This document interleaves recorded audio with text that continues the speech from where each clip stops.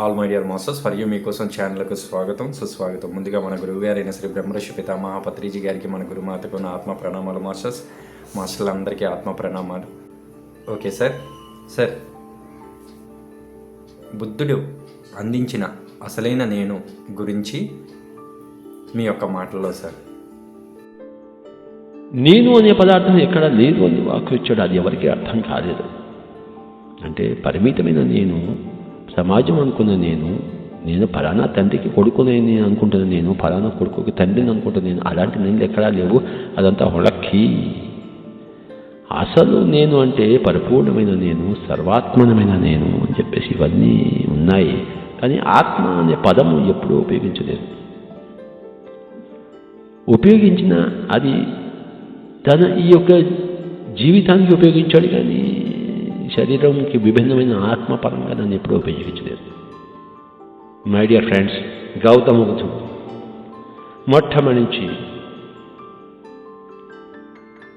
ఎవరికి వారే యమునా తీరే ఎవరిని వారే ఉద్ధరించుకోవాలి అన్న సూత్రాన్ని ప్రతిపాదించాడు. అంతవరకు అందరూ కూడా ఎవరో వచ్చి రక్షిస్తారు, ఎవరో పరమాత్మ ఉన్నాడు, వాడికి మనం శరణాగతి పొందాలి, ఇలాంటివన్నీ కూడా అని చెప్పేసి సర్వనాశనం చేస్తున్నారు. బుద్ధుడికి పూర్వం సకల వేదాల్లో ఉంది. ఉదాహరణకు గాయత్రి మంత్రం తీసుకోండి.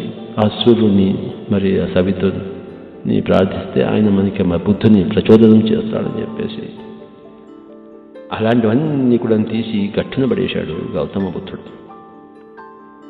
ఆయన ఏమన్నాడంటే, అభిద్ధరేద కళ్యాణే అంటే మంగళదాయకమైన కర్మలను చేసేందుకు త్వరపడాలి.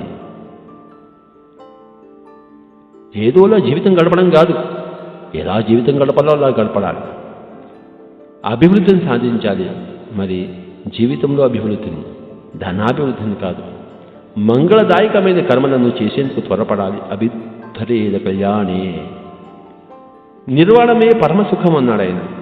విశ్వాసమే పరమబంధువు, సంతుష్టత అనేదే పరమధనం, ఆరోగ్యమే పరమలాభం, ఆరోగ్య పరమాలాభ, సంతృప్తి పరమం ధనం, విశ్వాస పరమాజ్ఞాతి, నిబ్బానం పరమం సుఖం. అన్నిటికన్నా సుఖమైన పరమమైన సుఖము నిర్వాణము, దుఃఖరాహిత్యం అన్నాడు. శరీరం యొక్క ఆరోగ్యమే పరమలాభం, మనస్సు ఎప్పుడు సంతుష్టతలో ఉండడమే పరమధనం, మరి మన శక్తి మీద నమ్మకం కలిగి ఉండడమే పరమబంధువు, విశ్వాసమే పరమబంధువు, దుఃఖరాహిత్యమే పరమసుఖం, నిర్వాణమే పరమసుఖం. Okay sir, thank you sir.